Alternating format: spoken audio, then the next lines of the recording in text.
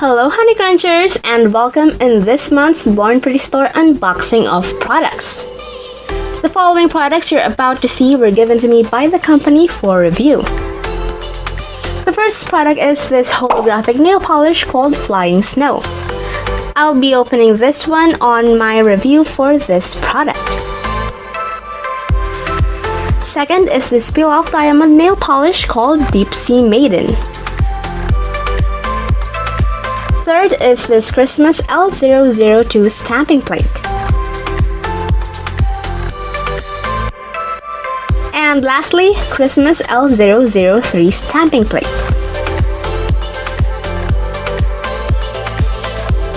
Which of the four products would you like me to review first? Leave your comments below.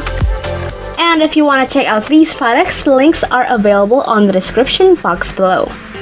Don't forget to give this video a big thumbs up and subscribe to see my review videos for these products. And kindly share this video to your awesome friends. And that's it for today, guys. Thank you so much for watching, and I'll see you on my next video. Bye!